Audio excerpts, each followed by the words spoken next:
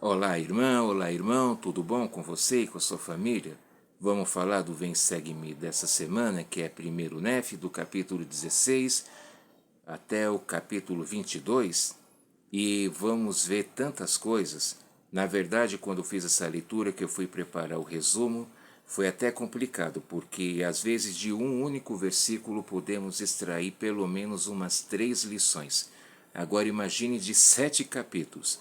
Mas nós vamos ver quantos exemplos excelentes Nef nos deixou.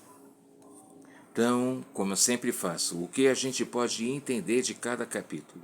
No 16, vemos que os iníquos odeiam a verdade e, além de murmurar, ficam procurando defeito nos outros.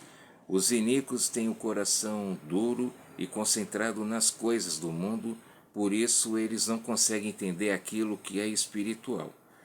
E aí a gente vê finalmente um único mandamento do qual Lamã e Lemuel não reclamaram, que foi o do casamento.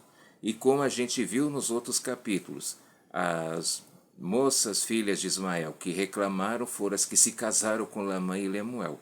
E a moça que defendeu Nefe foi a que se casou com ele. Então, para aquele irmão que ainda está solteiro ou que não quer casar, você pode citar isso. Irmão, nem Lamã e Lemuel reclamaram de casamento. Qual é o pretexto que você vai ter para não querer se casar?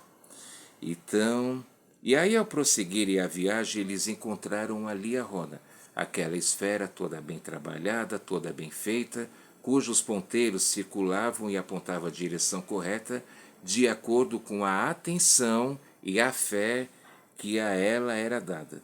Hoje nós temos ali a Rona em revista, na qual a gente tem a palavra dos profetas vivos, dos apóstolos e do exemplo de irmãos e irmãs da igreja em todos os lugares do planeta. Do capítulo 16 a gente vê também que quando foram sair para caçar, o arco de Nefe quebrou. E aí começou de novo. Aí já não bastasse os irmãos dele ficarem reclamando, até seu pai Lei reclamou duramente contra o Senhor, murmurou.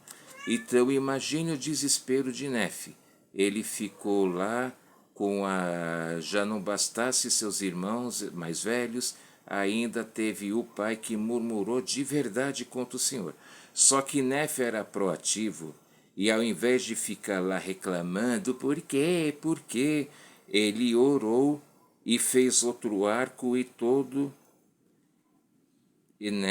todos, inclusive seu pai, tiveram que se humilhar perante o Senhor, porque Lei foi altamente repreendido por ter murmurado contra o Senhor, seu Deus. E em todo o momento Nefe, respeitou seu pai Lei, lembrando aquele mandamento, de honra seu pai e sua mãe. Mas ao mesmo tempo, Nefe também chamou todos ao arrependimento. Então, e quando Ismael morreu, ou as pessoas, e especialmente as filhas de Ismael, se zangaram e começaram a reclamar a ponto de querer que Nefe fosse morto. Então a gente vê quantas coisas Nefe ele passa, ele é atacado, ele é agredido, tanto verbal, que com certeza ele deve ter sido, e também agredido fisicamente, mas em todos os momentos Nefe ele agiu, ele tinha proatividade. E fico me perguntando o que teria acontecido se Nefe, ao invés de procurar fazer outro arco, ficasse lá reclamando. E com nós e com nossas vidas é a mesma coisa. Quantas vezes a gente não deixa de enxergar uma oportunidade, a gente não deixa de fazer algo, porque a gente prefere ficar gastando tempo reclamando, murmurando, ai, por que isso, ai, por que aquilo, ai, porque não sei o que, mas temos que realmente fazer como Nefe, buscar o seu exemplo, e ter proatividade em todos os momentos. E agora, no capítulo 17, que podemos aprender? Nefe ele se concentrou em quê? Em enumerar as bênçãos, em falar das coisas que o Senhor havia abençoado, e que o Senhor o havia ajudado, ao invés de ficar reclamando. E nos versículos a gente vê, ele não escreveu mais o que o necessário. Então, quer dizer, continua valendo aquela lição. A gente, nas coisas do Senhor, a gente nem deve falar de menos e nem de mais. De menos para não ficar insuficiente e de mais para não ficar enchendo linguiça. Não é verdade? E Nefe obedeceu ao Senhor e ele foi à montanha clamar e ele foi orientado a construir um navio. Então a gente pode citar o exemplo de Noé, né? Então aí eu lembro que na missão teve gente que começou a me questionar, mas é isso que eu tenho, como é que Nefe pode ter construído um navio? E aí eu citei, bom, mas e Colombo? Ele não conseguiu construir um navio e saiu de lá da Europa para cá? Ah, mas isso foi recente. Eu falei, bom, mas qual era a tecnologia que Colombo tinha naquela época? Uns 500 ou 600 anos atrás, praticamente, era a mesma que Nefe possuía.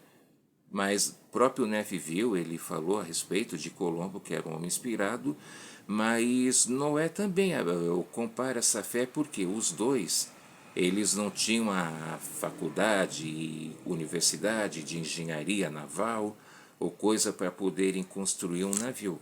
Ou no caso de Noé, a arca, a fé que eles tiveram que desenvolver para poder construir, para poderem, né, para poderem fazer a vontade do Senhor, mesmo eles ouvindo murmurações, sendo chamados de loucos e assim por diante.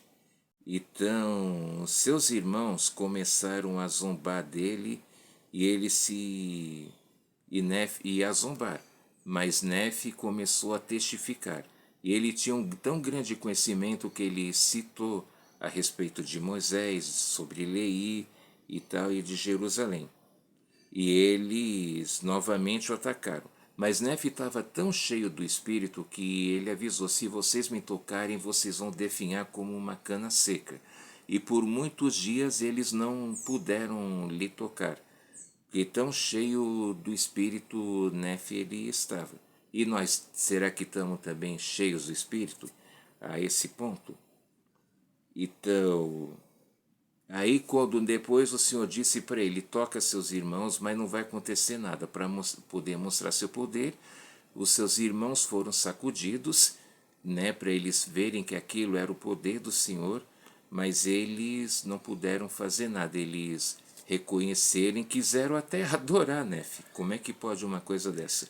Mas Nefe também, demonstrando humildade, falou, não, sou seu irmão mais novo, vocês não devem adorar a mim, mas sim honra teu pai e a tua mão e adorem ao Senhor teu Deus. Então, e ele, Nefe, disse que eles não deviam adorar a ele, eles tinham que se humilhar para o Senhor.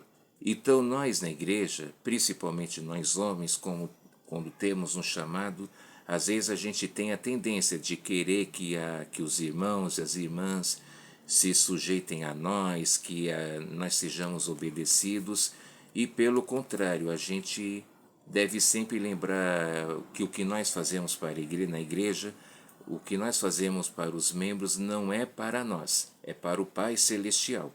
Então a gente deve fugir dessa tentação de querer ser endeusado, de querer ser adorado. A gente deve evitar de verdade isso. Aí no capítulo 18, o navio finalmente é concluído. É mencionado o nascimento de Jacó e José, os filhos que Lei e sua esposa Sara tiveram depois que saíram de Jerusalém. Já tinha se passado anos e anos. E Nefe, ele constantemente ia à montanha para poder orar, pois assim ele fez a construção do navio pelo modo do Senhor. Então até eu já vi, né, uma frase que diz assim, lembre-se de uma coisa, profissionais construíram o Titanic, mas amadores construíram a Arca de Noé e o barco de Nefe também. Mas qual a diferença? O dono lá do Titanic blasfemou que era um navio tão grande que magnífico que nem o Pai Celestial poderia derrubar. Mas tanto a Arca de Noé como o barco de Nefe, eles conseguiram atravessar todas as águas e chegar, Noé escapar o dilúvio e Noé chegar aqui à terra do promissão porque foram feitos à vontade do Senhor. Por isso que deu certo. Só que aí na viagem o que aconteceu?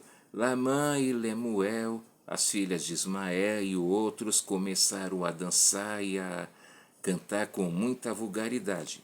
E Nefe temia que alguma coisa acontecesse e que o navio acabasse afundando.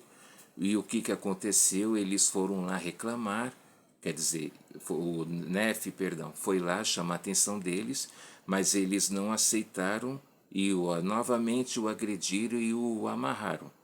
Mas todas as pessoas ficaram pedindo. Sam, seus irmãos mais jovens, Jacó e José, seus pais, Leí, Sariá e sua esposa, mas ninguém conseguia fazê-los convencer. Não obstante, Nefe deixou que isso acontecesse para mostrar o poder do Senhor, não o poder dele. E o que aconteceu? O navio começou a retroceder, e as tempestades foram piorando e piorando e piorando, a tal ponto que eles ficaram temerosos e aí decidiram desamarrar Nefe. E ele conta que ele estava com os pulsos e os tornozelos muito, mas muito inchados mesmo, imagine, né?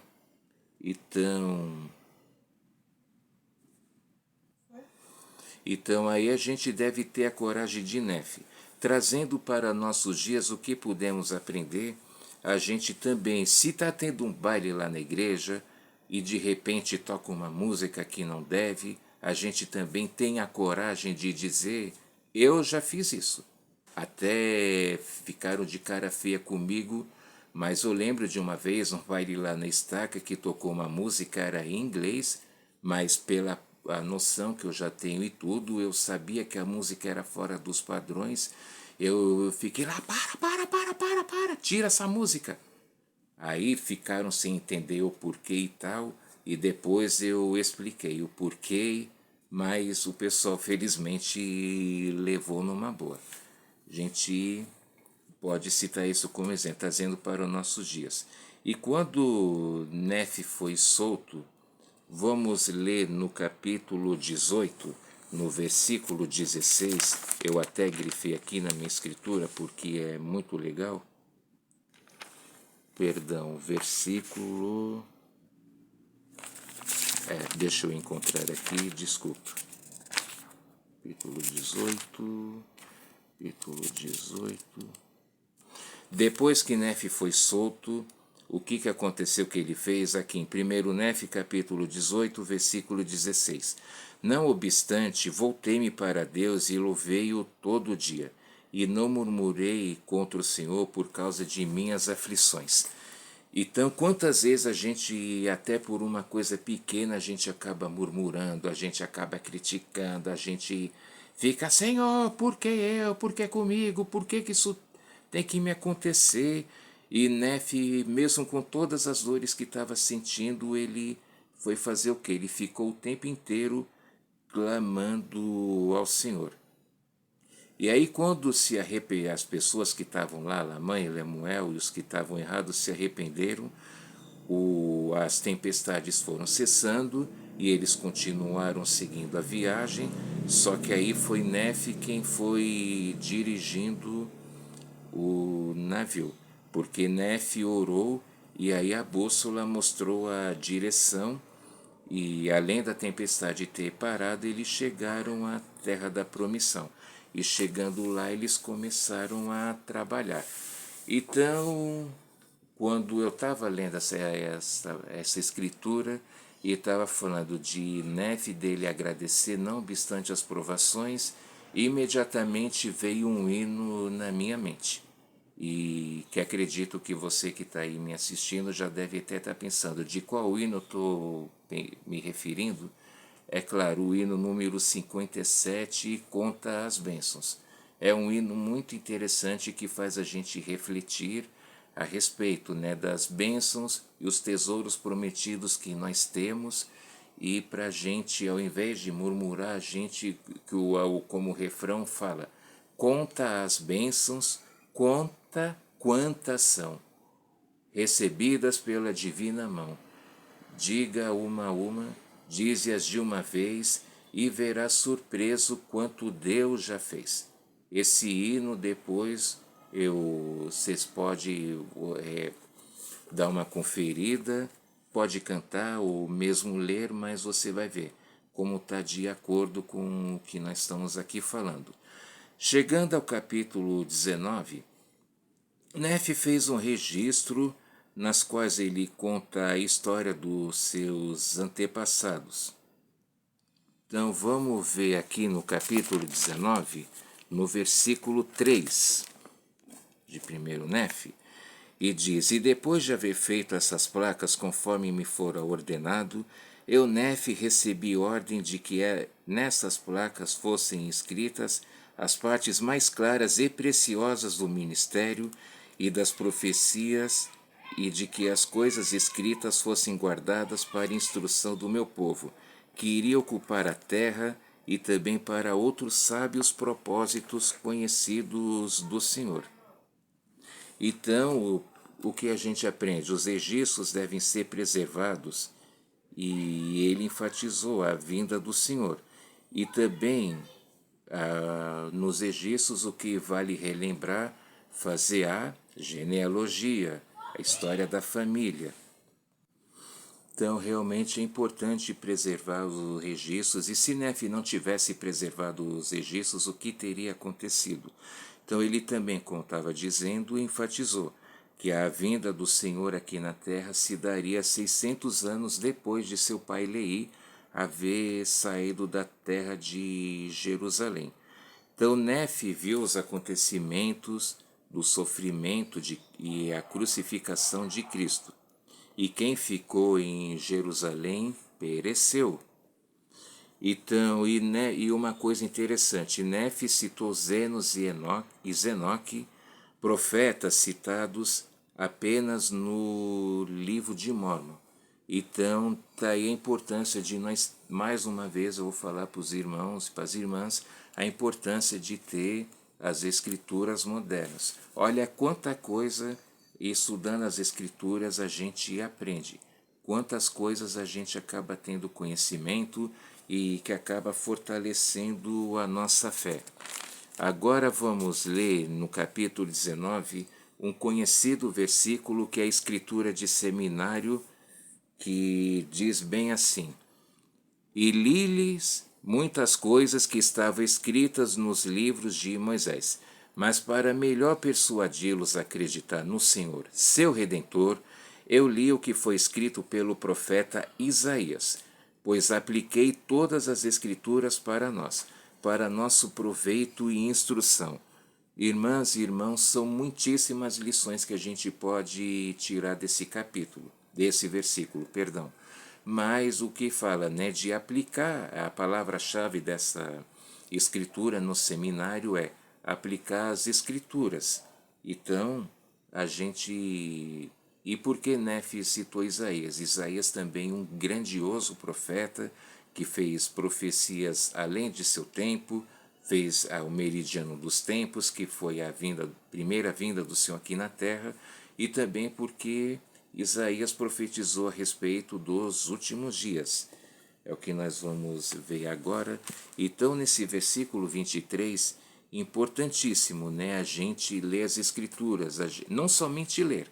Às vezes a gente pode pensar que ler é ficar folheando uma página atrás da outra. Mas não, a gente estudar as escrituras é o quê? É a gente ler. Eu pessoalmente já fiz isso milhões de vezes. De eu ler o mesmo versículo 5, 10, 20 e até 50 vezes até que eu conseguisse entender. Se caso eu não estava conseguindo entender, orar, pedindo ajuda ao Senhor para poder ter um entendimento, para poder conseguir compreender e aí sim continuar a leitura em diante. E nos capítulos 20 e 21, o capítulo 20, Nefe cita o capítulo 48 de Isaías, e no capítulo 21, Nefe cita o capítulo 49 também de Isaías. E nesses livros, o que está falando? Sobre o batismo, a forma que todos precisam se converter para poder entrar no reino dos céus. Ele fala sobre a idolatria, porque vemos, estudando o Velho Testamento, a gente vê que a idolatria que era muito comum naquela época era o quê? Era de adorar a outros deuses. Os filhos de Israel, assim que atravessaram o Mar Vermelho, inventaram de querer adorar o bezerro de ouro. E os que fizeram isso acabaram sendo tragados quando Moisés voltou do Monte Sinai com as placas dos 10 mandamentos. E a idolatria de hoje em dia pode ser, além de outros deuses, pode ser o amor ao dinheiro, a pessoas famosas, ou até mesmo um cargo, um chamado, uma profissão. Enfim, quando uma pessoa está gostando de alguma coisa e servindo mais do que ao Pai Celestial, essa pessoa está cometendo o pecado da idolatria, que é um dos pecados mais graves. Só lembrar que nos primeiros mandamentos o Senhor diz: não terás outros deuses diante de mim. E também a visão que Isaías teve da missão do Senhor aqui na terra, do seu porque que Cristo é o primogênito do Pai. E também a gente pode aprender que a gente deve fazer o quê? Sair da iniquidade, porque os iníquos nunca têm paz. Irmãs e irmãos, nesses 33 anos que eu estou na igreja, quantas vezes eu já não vi pessoas que se afastaram e levam uma vida muito triste, uma vida muito conturbada. Algumas, infelizmente, já até faleceram, como um que eu vi que morreu devido a alcoolismo. Então, mas por que, irmão Ari, você está falando isso? Porque na igreja todos nós, como o Nefe também citou as escrituras, a gente deve ser nutrido pela boa palavra. Uma das coisas que o presidente Hinckley citou e enfatizou. Todos, se acontecer de um dia o profeta visitar a minha ala que eu frequento ou a sua ala, pode ter certeza, ele vai querer prestar atenção em todos os discursos ou reunião de testemunho, e quando chegar o momento das aulas, ele vai fazer questão de assistir a aula. Durante esse momento ele não vai querer fazer reunião, tratar de atividade nem nada. Porque então, irmão, se o profeta busca ser nutrido pela boa palavra, por que que nós não vamos ser? Aí vamos para o capítulo 21. Esse capítulo ele fala sobre a coligação de Israel nesses últimos dias. Então, e para podermos compreender e também entender o nosso papel, é fundamental que a gente possa ter a nossa bênção patriarcal.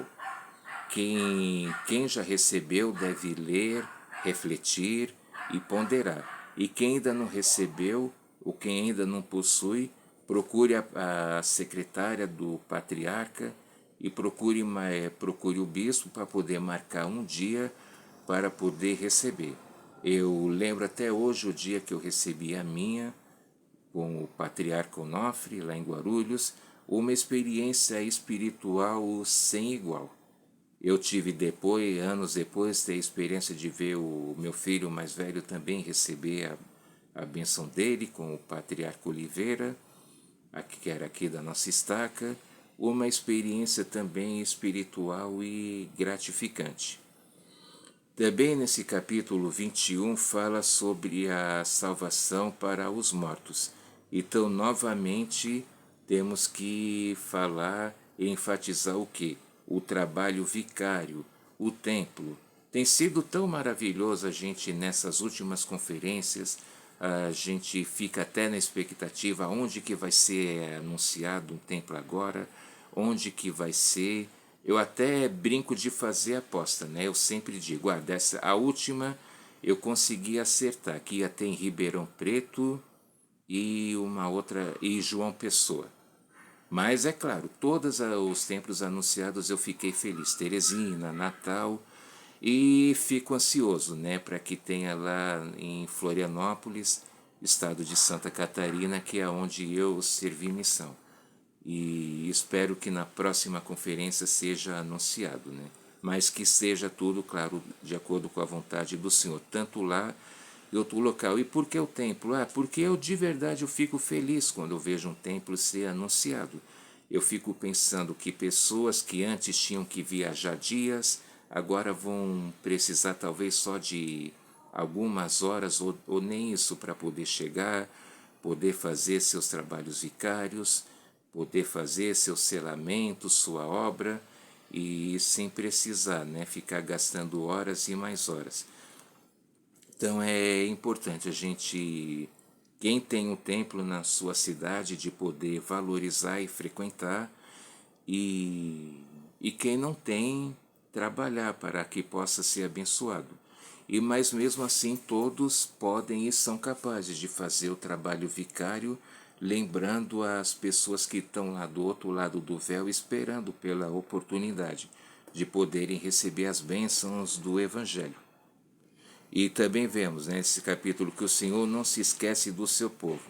Todos vão saber que Jesus, Cristo, é o Senhor, o Salvador e o Redentor da humanidade. Essa é a lição, né, que o capítulo 21 deixa.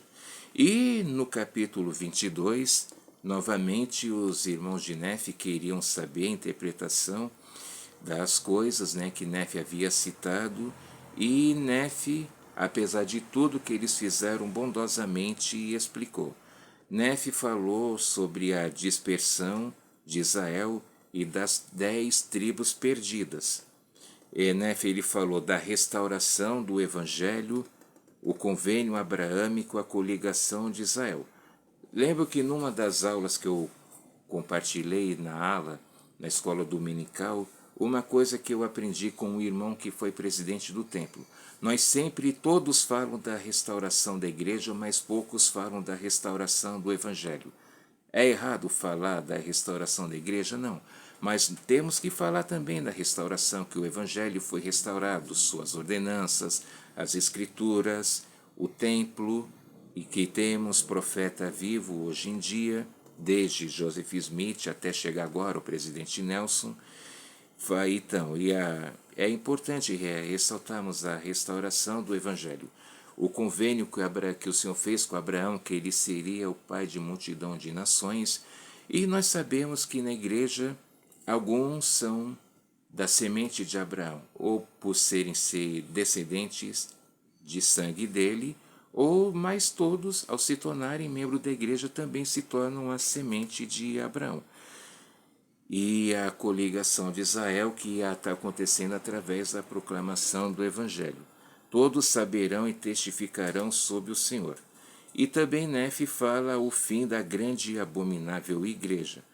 Está falando então já das profecias em relação à segunda vinda e do milênio. A terra vai ser purificada, as igrejas que foram construídas para serem populares aos olhos do mundo cairão, com suas artimanhas sacerdotais, só vai ficar as pessoas justas aqui na terra, a coligação e o milênio, e também que o inimigo vai ser preso durante o milênio, pelo espaço de 1000 anos, ele não vai poder atentar contra ninguém.